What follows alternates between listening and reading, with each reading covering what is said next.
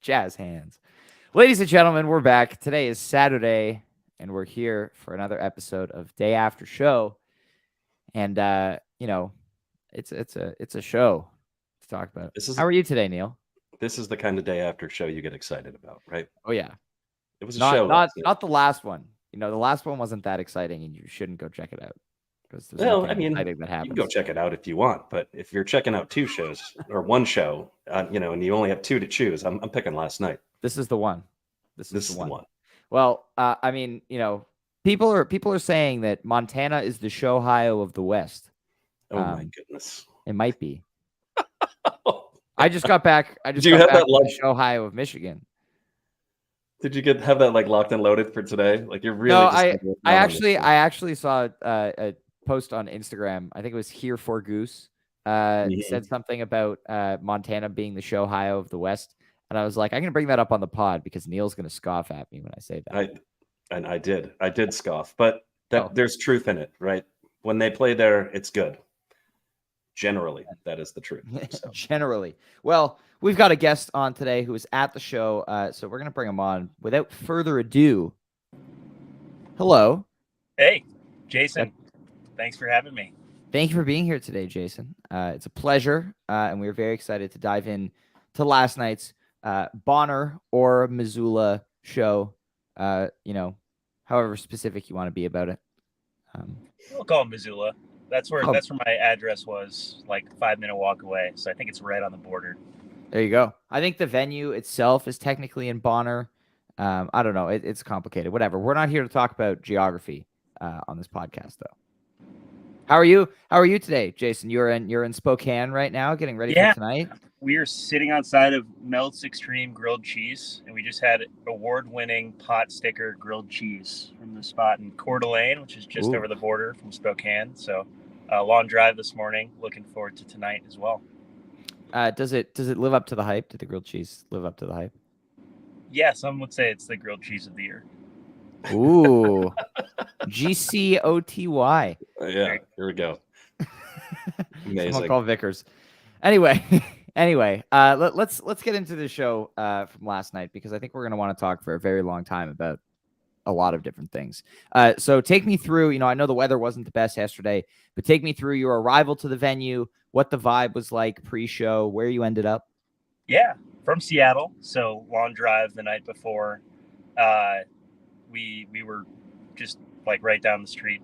Found a good spot to stay, and never been to Kettle House. It's like my number one bucket list venue. I'm so grateful I get to live next to the Gorge and go out there almost every year. And been to Red Rocks, but Kettle House was top of my list. So venue was awesome. The weather was actually just fine. It stopped raining earlier in the day, so just a cooler night, and I think everyone was comfy. It was awesome.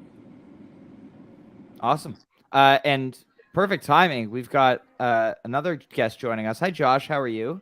I'm doing awesome. How are you guys doing? Fantastic. You're at a football game. Is that correct? I'm not at just any football game. It's the NAIA Frontier Conference Top 15 matchup. It's an absolutely insane offensive game. Montana Tech is beating College of Idaho 34-21 at halftime. Tech has 383 yards of offense. Well, we appreciate you taking almost your as many halftime. fireworks as last night. We appreciate you taking your halftime to join us here on the pod for a little bit. But before we dive into the show itself, we just heard from Jason a little bit. Take us through how you felt getting into the venue last night, your vibe pre-show, and where you ended up. Oh, I love the Kettle House, man. It's easily my top two. In terms of like more than 1,000 people venue, it's my top venue in Montana. Pine Creek, where Goose played actually like 2 years ago, would be my number one. I wish I had got to see them there. But yeah, they have a great little brewery outside the venue that you can pregame and kind of watch the listen to the sound check, which was awesome too. They 2 of the 3 covers they played in sound check, they played in the show. The last one, I think maybe they're saving for tonight. I'm really excited to hear this one live once they get around to this cover. But I was on the left side, like if you're looking at the stage left, like maybe 10 feet left of Trevor on the rail. Met a nice guy from Missoula named Seth. Had a great time at the show. Trevor was looking great. I haven't seen a lot of discourse, but that denim with the pink hoodie underneath, that was quite the look. I really liked it. We had an Instagram story from Rick yesterday, from Soundcheck, of just a big smile from Trevor. It was really cute. Yeah, and it didn't really raise Ryan's pulse at all, because he was wearing the Canadian tuxedo yesterday, and that's just normal. That's everyday stuff for Ryan. Yeah, exactly. Yeah, didn't really catch my eye. But I was excited about this show last night. Goose has a very good track record in Montana. We had a comment before saying Showtana does not have the same ring to it as Showhio, which is for sure. Oh, there we go. He's back. But phone over so needed. Sorry. Oh, phone over. I'm back. love when that happens. Really interesting start to this show. And let's start with you, Jason. Go Killing Moon and Mr. Action here. First couple songs getting the night started. How did you feel about these two? Yeah, there were some rumors there was going to be a 2020 last played cover, and so I looked at the list, and I don't know the Killing Moon that well, but it was an awesome start. I definitely my buddy Nick is a fan of the song. He was with me, and just thought it was a killer opener. And Mr. Action, also one I'm pretty high on as well. I think Rick just killed the solo on the outro, and I don't know, that it's just I love the little key changes that happen in that one on the outro. It was great. Yeah, love the jam in that one. We have Came to Play here with his daily call for shelving a song. It's different every pod, and we appreciate that you always have a song that you want to see shelved. So thank you, Matt. Josh, what about you? How did you feel about Killing Moon and Mr. Action to start off? Killing Moon, I didn't know too much of. I did hear a little bit in Soundcheck, and this guy who's also on Twitter, his name's Garrett. I met him at the show. He told me what the song was, so I was expecting that. Not as the opener, but I thought that jam was great. And Mr. Action, I love a song where the lyrics, they're very understandable, and you can repeat them in the stands. Mr. Action is one of those, so it was a jam. I mean, pretty much every song last night was a jam. I don't know if there were any that that you could say weren't outstanding. Maybe lead up. Arguably. Well, maybe, but it's lead up. Yeah, there you go. Anyway, Neil, you got any thoughts on these first two here? Well, yes, I do have thoughts. You do get the Mr. Action, which of course Goose has to open with one of a handful of songs, so they couldn't do it in the opener slot because they really wanted to do this cover. So you get the Mr. Action, so that's exciting. But oh man, the Killing Moon, amazing. So first time since South Farms. Yeah, 11/7/20. Yeah, some people say it's a 188 show gap. It's 190 actually. Incredible. So in any case, yeah, man, that is really cool. I was at that show. That was my 5th Goose show when they played that one, and it was incredible. And it was exciting to see this last night. I don't know. It's a killer song, and I wish they would cover it more. Yeah, it's cool to see kind of one-off covers like that. That was part of the Donnie Darko Halloween theme in 2020, which was a really cool show. Great few other covers from that show, and some great jams from that show too. So just 1 second, just to interrupt. So yeah, Austin was dressed as the Gong at that show. I think I was a couple pods away from him. So funny. Austin and I play on a pond hockey team together, and that was my introduction to Goose back in 2019. So we're Connecticut natives. I lived the town over growing up. So nice hometown heroes. Yeah. So and then and Mr. Action, always fun in the first set, but then we get right into it here. Let's talk about this flea because there's a lot going on in this flea. It's 19 minutes or so, right? Just under 20. Really, really cool. Josh, why don't you start us off on this flea here? How are you feeling about this jam? Amazing. This is my 3rd Goose show. I was at both Bozeman shows in April.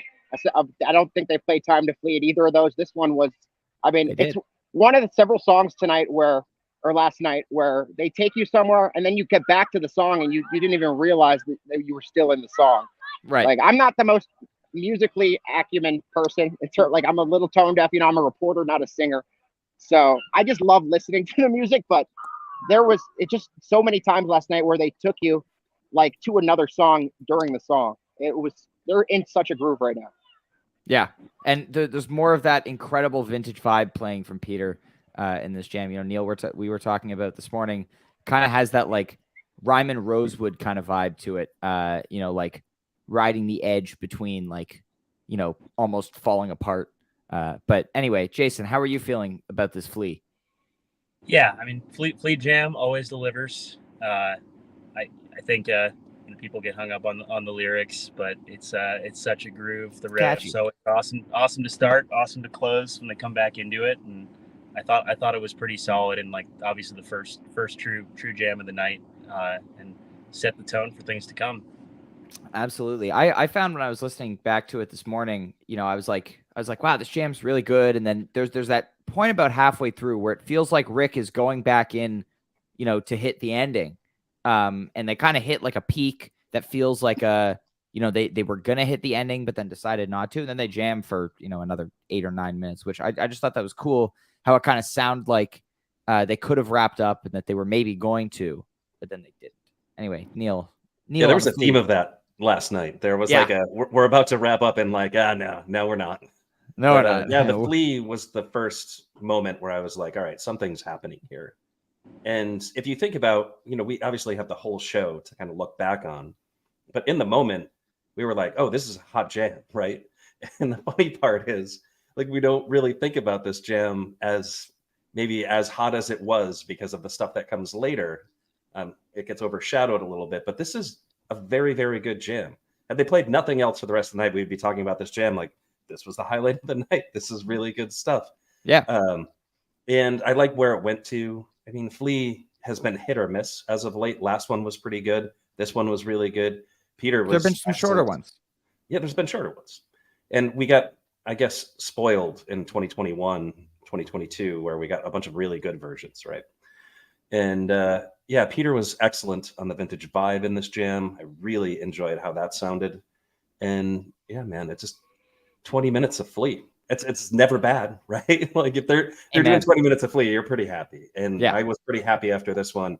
And it just, I don't know, it felt like something was different when they were playing this. It felt different than the previous 6 shows. Like something was building, and sure enough, it was. Mm-hmm. And this also, you know, this show starts off another 5 in a row weekend for them. And so I feel like that momentum that started last night, you know, we'll have a better idea after tonight's show. But I feel like that's just going to build momentum throughout the weekend because I think, you know, the band has just their energy so far this tour like it's been very evident that they've been having such a blast for the past, you know, week and a half that they've been on the road.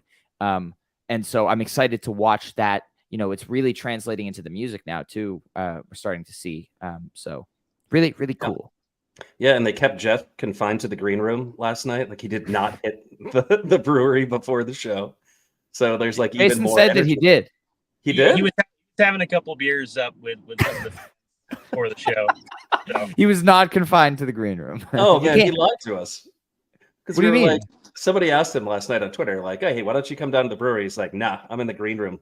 Well, I'm assuming he was at the time. Yeah, maybe. You know, Jeff is incredible. Jeff's got to, you know, go out and mingle a little. Anyway, we continue the first set here. We'll go lead up, drive, Redbird to close out the set. You know, why don't you start us off here, Jason, with these 3 songs? Yeah, I love lead up. I think it's probably my favorite of the new songs this year. Although Feel It Now kind of pushes me back there sometimes. I don't know. It's got that like kind of like simple chord progressions, like almost like 90s rock kind of chord progressions at certain points. But I don't know. I just I love like double chorus where Rick reaches at the end on the vocals a little bit. Love lead up, and obviously 2 great jams with Drive and Redbird. I don't know. I was hoping for a Redbird. Just kind of felt right with the setting at Kettle House. I'm always looking for those songs that kind of match the setting a little bit. So I thought Redbird was the stronger of the 2. You know, got dancey and then got kind of serious on the Redbird after the dancier Drive. I love, man, drive jams are back. They're back. And it's beautiful. Absolutely back. Yep. And this was great. Amazing 2 guitar stuff happening in this drive last night, which was so awesome to hear. You know, just taking that groove to some amazing places. Josh, what are your thoughts here on lead up, drive, Redbird? I love the drive into Redbird. I thought it was a perfect way to end the first set. I really just like watching the guys, especially the faces that Rick and that Peter make throughout the show. You can tell how into the music they are. I mean, there's like this super focused face that John Mayer's kind of famous for, that Rick is doing now. That he just like mean mugs kind of the audience a little bit with his mouth, with his mouth. Not really a good way to illustrate for a podcast, but the crowd lost their mind during the Redbird guitar solo, especially. Everyone, I mean, and the crowd was a great crowd. I heard a lot of people mention it, but just super respectful, no pushing and shoving it in the pit, and a really great time for everyone. All ages were jamming to that Redbird. Yeah, it felt like, I mean, that Redbird was just like relentless energy and kind of a release. It didn't really go outside the song, like wasn't really type 2 at all. But like, I mean, it's an excellent listen. Neil, what are your thoughts on these? Yeah. I'm glad you brought up Redbird. Before I talk about Drive, I have a lot of things to say about Drive. Maybe not a lot of things, but a very strong statement about Drive. But I do want to talk about the Redbird first, because Rick's guitar sounded exactly like what he wants Rick's guitar to sound like in this Redbird. I mean, he had that thing singing. It's absolutely beautiful, his solo in this. Those new pickups, baby. That's what I heard. There's been so much talk about his tone, and like, I don't know, a lot of negative talk, and this is incredible. Like, go back, listen to this Redbird, listen to the solos in this. You're right, it doesn't go into like type 2 territory. It doesn't have to. This is an amazing, amazing Redbird. So really, really enjoyed that, and just love the way his guitar was sounding in that. It just sounded perfect. And then this Drive, I was thinking in the moment when we were listening to this is the best jam they've played so far on this tour. And that was my feeling. Like, that Drive, really, really good. And yeah, I mean, that's the trajectory this show was going on, right? Like, Yeah. it just, I mean, continuing to go up all the way through. That energy from the Drive spills over into that solo and Redbird. Really, really beautiful Redbird. I mean, what a way to end a set. Like, oh my gosh. And then, yeah, the energy continues after that. Mm-hmm. I'm thinking, like, looking at this show, and I like, there might be 4 entries from this show that make my playlist. Like, we'll have to see. Like, I'm not 100% sure yet. I need to, once those boards show up on Nugs, I can do a little playing with my playlist. But excited to see where all of that kind of shakes out to. But yeah, this was just an amazing, amazing way to end off the first set, and going into set 2, which we'll get to in a second. But let's start with you here, Josh. Set break report. How are you feeling? What was the vibe like going into set 2? Amazing. I mean, it was, how can it get better from here? And somehow it did. I got to head out because the second half starts in a couple of minutes. But oh man, that the Thatch and then the Madhooven into the Moby back to the Madhooven was just the pinnacle on top of the mountain of the night. It was impeccable to hear the show end like that. And we saw the set list in Salt Lake City that got cut short, and we were all hoping they would go into it tonight. And when they did, everyone in the pit was going wild. It was a fun time, and I'm so excited to see how they build on this going tomorrow, or tonight rather, just a few hours from now. I'm excited to couch surf this show in Spokane coming up tonight. Awesome. Well, enjoy the rest of the game. Thanks for stopping by, Josh. Thank you guys. Appreciate it. All right. So, Jason, your set break report. Set break report. I knew we were in for more, even though it was a great first set. So I just felt something special coming at 2 big jams, like you said, to end the first set. You make your jam of the year playlist, you're gonna have like 15 Redbirds on there. It feels like. I feel like yeah, 7 or 8 already. Should just be it's the year of the Redbird, I think. So I was pretty pumped up, and obviously excited to talk about what comes next. I mean, it is also the year of another song. So yes, I think we knew this was coming last night. This is tied. It was tied for the longest gap ever for Thatch, which is 5. They've never gone more than 5 shows without playing Thatch since its debut, and so it was coming last night, and they. Oh boy. Jason, you're gonna go first. Please, What was that like to experience in real life? Yeah, I think after every subsequent song in the set, I was just like, "Do you remember the Thatch, the one that happened first?" I just couldn't get it out of my head. Going to bed, waking up in the morning, first thing I thought of.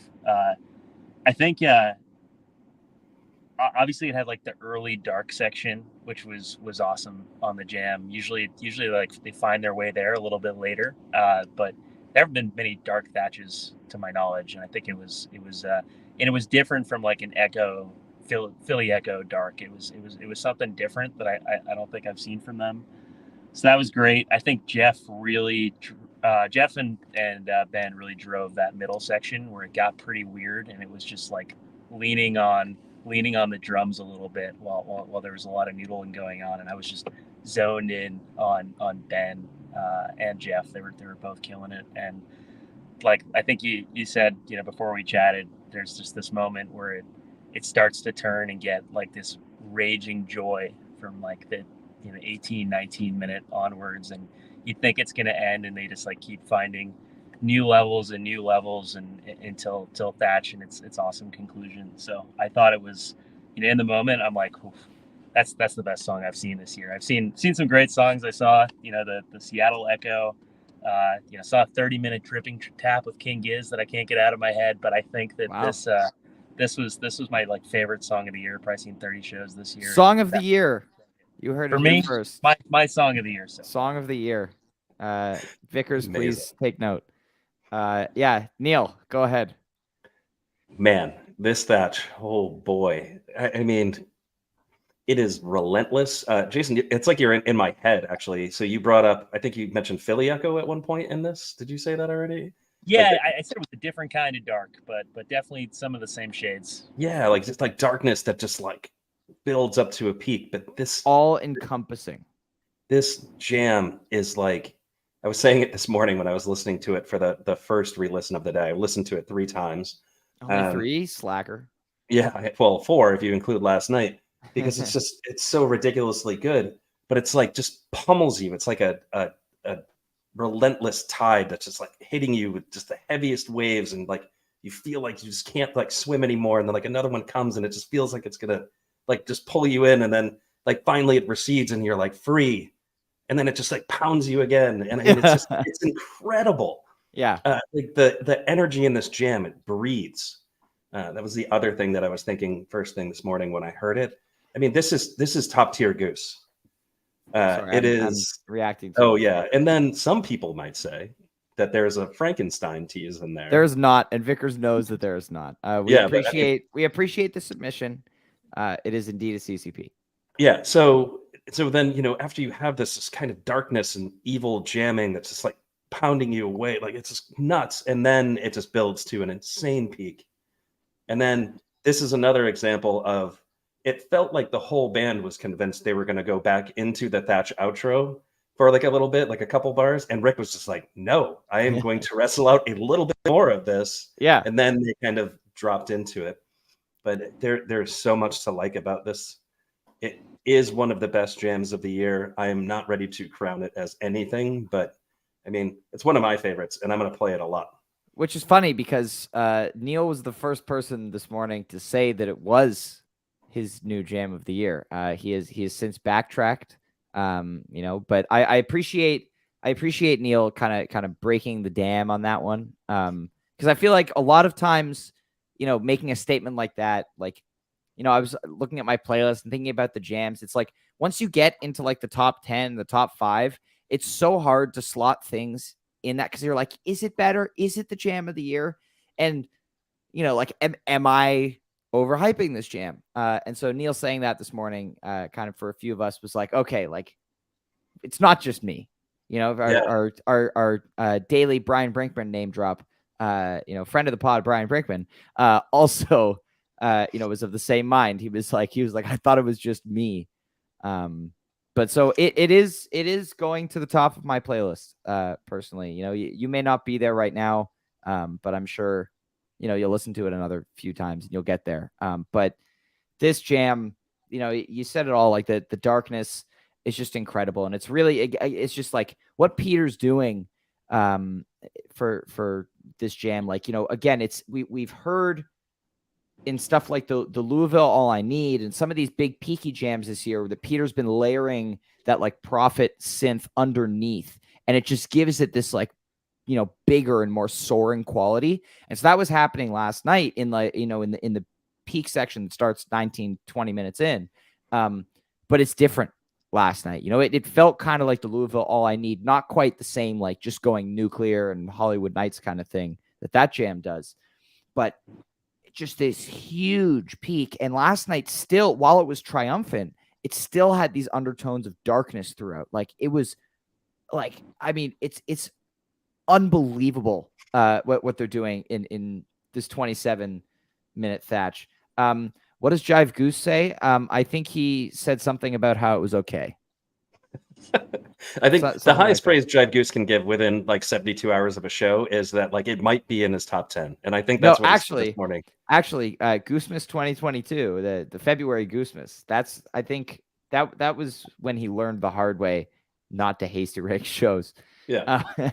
But yeah, no, this Thatch is really something special. It is indeed.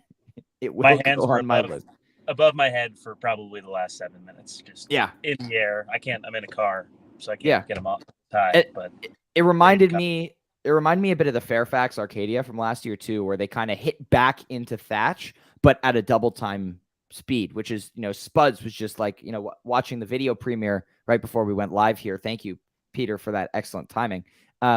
Watching the video premiere of the ending there, just watching like, you know, him just like go crazy on the drums, like with this huge smile on his face. And, you know, Rick kind of turned back and look at him like, you know, once they're back in Thatch mode.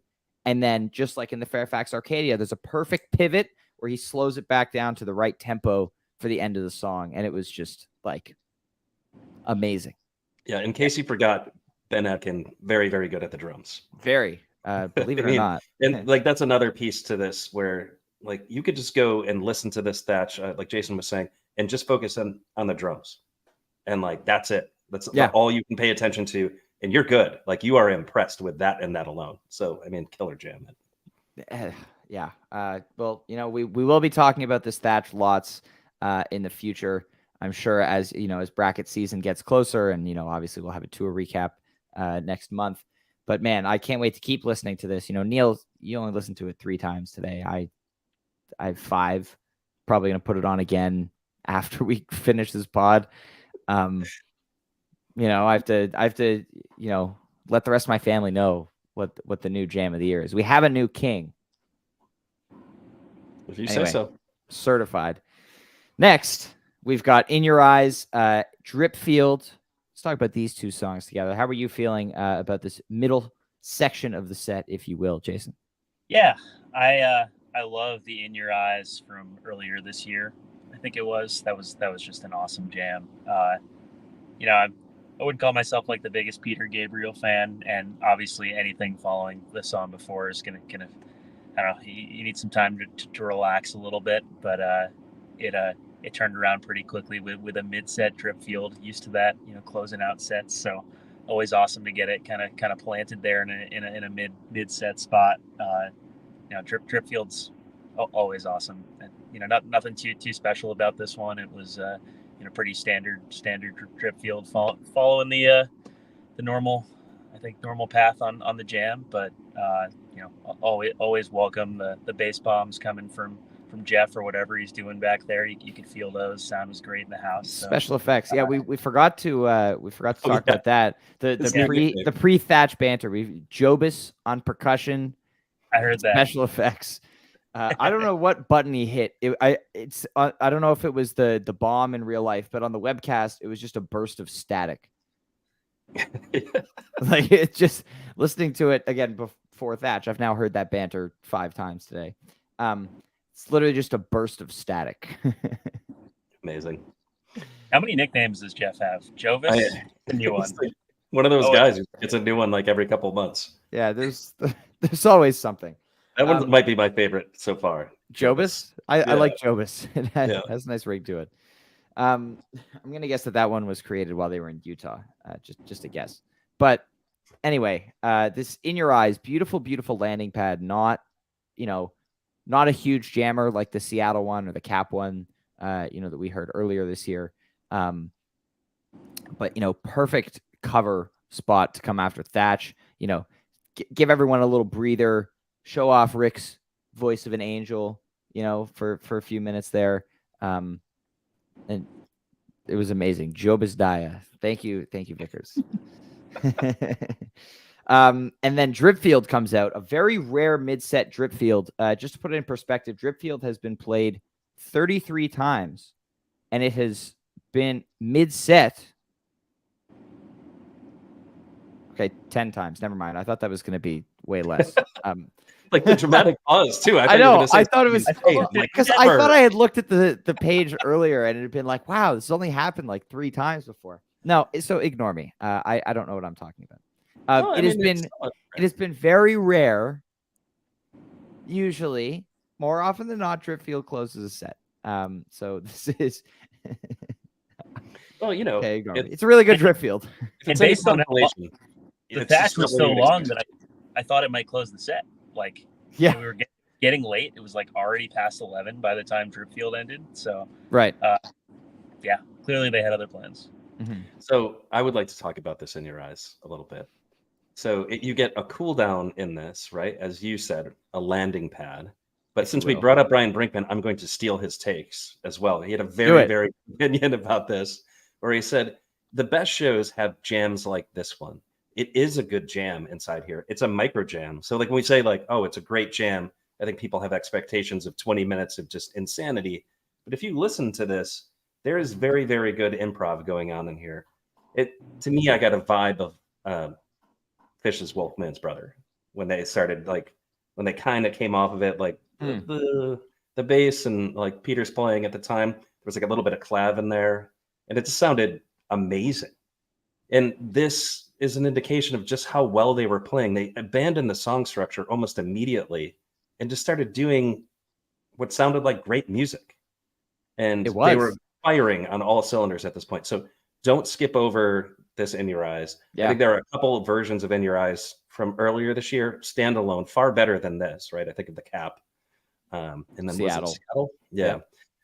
But like this is great. And when you talk about great shows, which we haven't said this about this show yet, I think the less controversial opinion to have about the show is not about like Thatch being the jam of the year, which I think a lot of people are really dying to say. But this is one of the best shows Goose has played this year. Yeah. This is one of the best shows Goose has played since Philly Night 2. Yeah. I mean, I think you can stretch that out over time and stack this show against any of those shows. Hey, Neil, is there a way where people can go and stack this show against other shows? I believe you can go to lgoose.net and rate the show.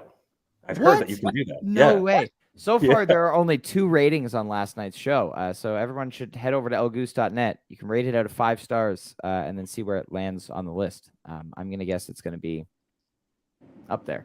But yeah, this mid-set Dripfield, whether it's 30% of the time or not, I feel like when we think of Dripfield, we think of a closer, regardless of how often it is played mid-set. So I should have said that instead of trying to use data that didn't support my statement.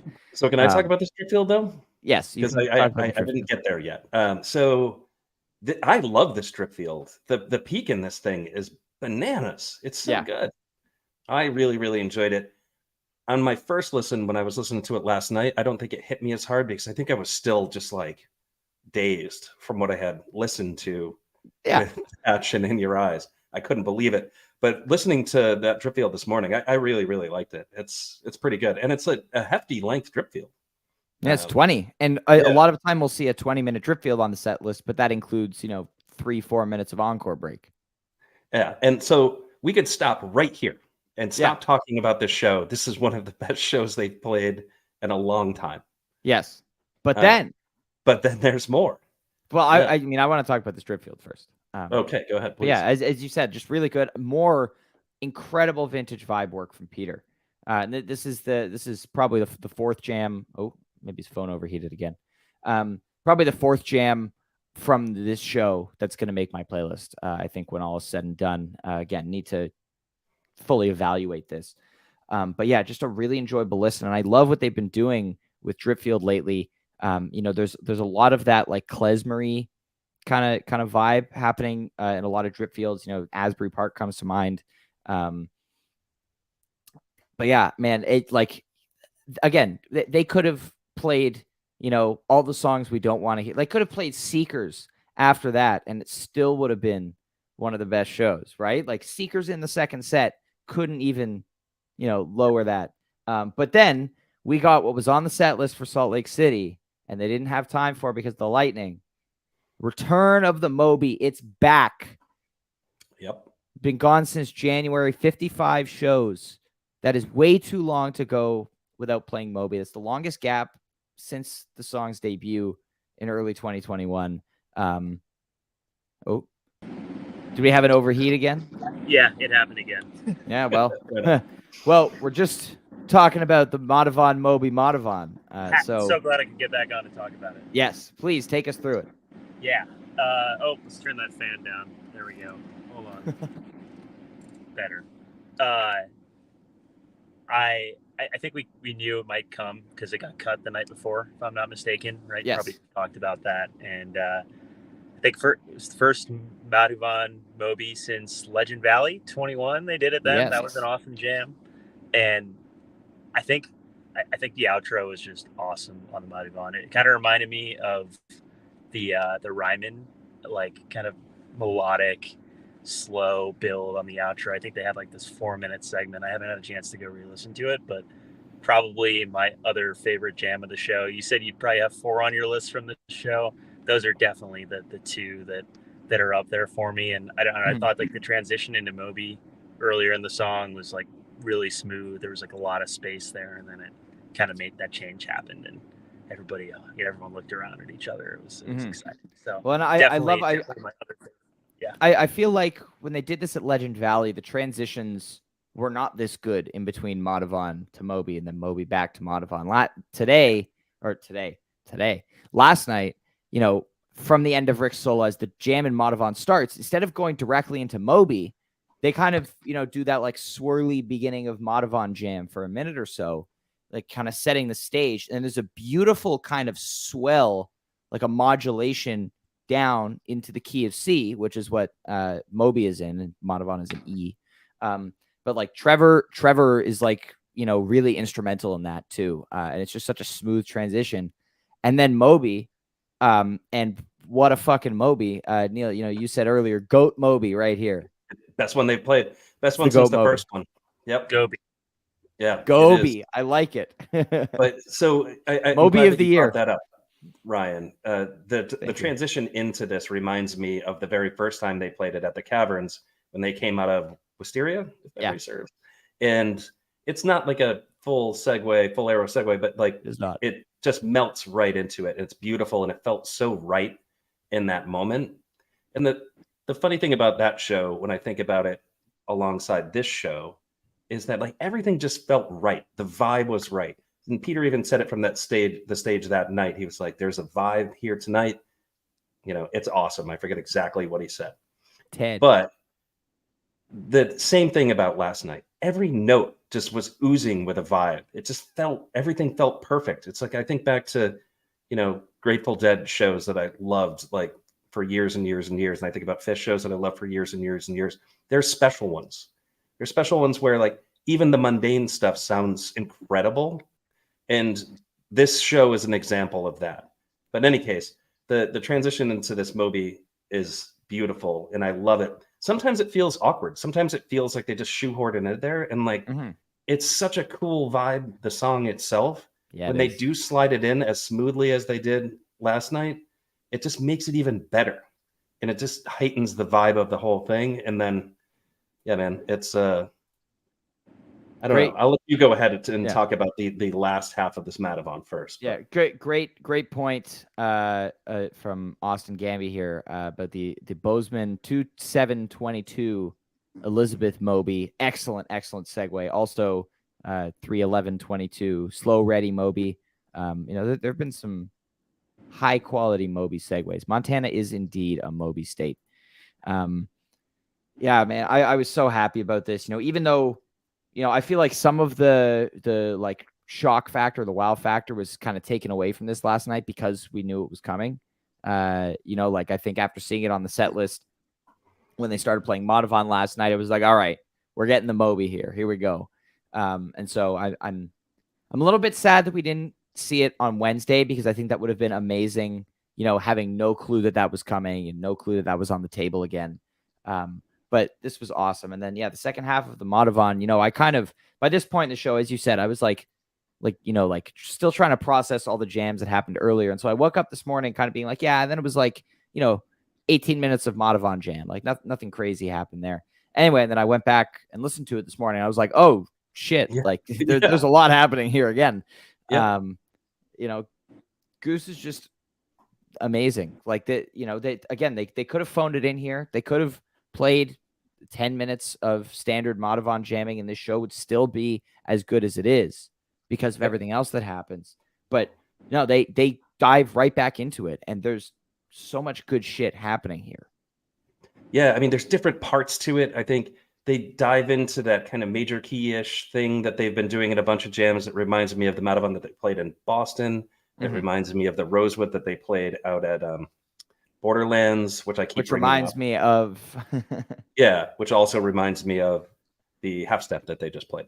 But I mean, you get like 15 minutes. Like it's weird because it's split up by the Moby, but 15 minutes of Madhavan jamming is always awesome. Yeah. And this does a couple different things. Like it has that one piece that I just talked about, and then it gets like really angular and weird for a bit. And I don't know, it's a killer jam. And it's like it's such good stuff. It's hard to find words when talking about this show because I like so many feelings about it that I just haven't even like processed yet. But right. The other thing that I want to talk about is what they didn't play. Can we talk about what they didn't play on this episode? What didn't they play, Neil? I haven't seen a picture. I've heard. I don't know if this is the absolute truth, but they cut last night Your Ocean. So imagine this show if they played Your Ocean. It would have felt like in between Dripfield and Madhavan. Yeah. Would have felt very different. I actually appreciate the fact that they didn't. You don't always need the landing pad. You can just rage for the whole set. I know, but Your Ocean is my favorite landing pad outside of Moby. Yeah. But like, I'm happy that one's on a set list. We haven't seen it since the Warfield. I think was the last Your Ocean. And it's an incredible song, and so I'm hoping that we see that return to the rotation. It's great to see stuff like like Lead the Way and stuff like songs that have been more rare recently kind of make their way back in a little bit. We still got stuff like Doc Brown, which is MIA outside of the last Montana shows. But anything's possible. Yeah, it was an hour 25 set or something like that. It was a long second also set. that we had a really long first set on Wednesday, really long second set last night. It bodes well. When you put these guys on a stage, especially right now, like again, as I mentioned at the beginning of the episode, their energy and their enjoyment of what they're doing right now is so clear on this tour so far. And so you put them on a stage and you're like, yeah, no, like your curfew's 12 or 12:30 or whatever. Like they're not going to play a 65-minute set because they're having a great time up there and they want to keep going, which is amazing for us and for them. Yeah, man. I mean, the best shows have a ton of music. When you think about Philly Night 2, I think that was long. A lot of music, very long show. And then I'm putting this show in that conversation. It's that good of a show. Some people, Goose I was going to say, said it was one of the greatest live music experiences of their life. And some people who say that say things like that into the void on a social media app. Yeah. Well, we won't give them a hard time. Why? In any case. Well, we should. Why won't we? In any case, they played more music after this. By the way, they played an Animal that was really good. So you get like an 8-minute encore. Animal encore. That's great. I like. It's actually got re-listen value to it. Animal encore. Yeah. Something. Anyway, I tried. Doesn't have to have a name. People love Animal. Yeah. It's Animal for the people. I am a little bit surprised that we didn't, that they weren't saving that for the festival tomorrow. But yeah, never 5 know. nights in a row for those guys. I don't know how they do it. Yeah, He said they all have all this life and energy. I'm so tired after just not doing anything and watching for a night to keep it going. Right. And before we wrap up the episode, quick little fantasy talk. Just so Katie doesn't burn fantasy to the ground. She picked Moby for 8 points. The last 2 or 3 shows, I think, before it was, it showed up on the set list, and it paid off. So congratulations. Oh, do you want to talk about something else about Fantasy Goose last night? I Which forgot is about really that. exciting stuff. I think we should talk Son of about a bitch. this. This is important. Hey Neil, do you know who historically has the most golden geese out of anyone? It might be me. I don't know. You. Oh, it is? Did you know Congratulations. that I won last night too? And so I have something to say. You know that about you this. show up twice on the Golden Goose winners page on Fantasy Goose. There's Really? Hosewood Neil and Yeah, well, I Hosewood. changed my name at some point. Yeah. I Anyway, just used my full sure. name at one point. Make your So, in any acceptance speech, please. I think, well, I did get the Golden Goose last night. So I picked the most songs, right? And I think this tells us something important. Goose should allow me to write set lists. Because when they write set lists that agree with my picks, it's the best show in a really long time. Oh, did you get? You're saying that you get Golden Goose every time Goose plays a really Well, do you amazing always show? pick the best show ever? Then wouldn't you just keep picking the same? No, because he it's doesn't. a completely nonsensical take. But I'm just saying, I'm really excited that this show, 1, was as good as it was, and 2, that I won the Golden Goose. Yeah. Well, you're making up some ground on fantasy here. You're only 30 points out of first now. Yeah. So wait, Good friend Brad still winning. Can we talk about the show tonight briefly? So Jason, Yeah, you're going, right? Spokane. Definitely going. Like, I have been gushing over this venue. You've seen pictures of this place, right? This back-to-back weekend has just been, since they announced it, top of mind. I can't wait. I don't even know what you call the thing that goes up over the venue. It's awesome. It's like a circus tent of lights. I don't even know how you describe it. It looks so It's gonna amazing. be cool. I'm It's hoping really cool. I'm hoping that the sun sets early in Spokane because early showtime means that the first set will still be when it's light out. It should be just after 7, and the show I think will start at about 7 Pacific. So I think we'll be all good for the lights. Man, I am super jealous of you. You are seeing some amazing stuff, and like you got up early, which is kind of a drag, but pretty beautiful drive. I'm sure. Wasn't that early? No, 9:15. It wasn't. Yeah. Don't worry. Like, yeah, you were gaining an hour. Exactly. Right? We Like, got an hour back. so that was a good you got discovery. to sleep for an extra hour. Yeah. Oh, it's like a bonus. It's like, it's like there's I can sleep more. This is it for me until Goosemas. So gonna make the most of it. I think it's been an awesome year so far. Got all those West Coast shows. I think Ryan, you were at most of those West Coast shows as well. Yeah. It's been a good year out in the Northwest for us. No kidding. It really has. And yeah, great shows, as you said. Well, thank you so much for joining us today, Jason. It's been a pleasure chatting with you. Have the best time tonight. And I'm excited about the early showtime because that means the show will end at the very reasonable hour of 1 a.m. Eastern, because I'm assuming it's a 10 o'clock curfew. Starting to shift myself onto Pacific time in preparation for Monday and Tuesday night, which are going to be late. Great. Are you going out? Or are you No, just listening? I am webcasting. Webcasting. Whew. Yeah, from the Eastern time zone. Good I luck. gotta go to work. Can't make it to those, but got some friends going. They're gonna love it. Mm-hmm. Yeah, it's gonna be fun. And we'll be right back here tomorrow at 3:30 Eastern. We'll be joined by our good friend Garrett. Looking forward to that pod tomorrow. Let's talk about it tonight in Spokane. Have a great time.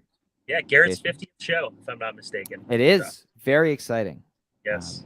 And so we will be right back here, usual time, to talk about it. Thank you, everybody, for spending your Saturday afternoon with us. Go listen to that Thatch again, because you should, and it's amazing.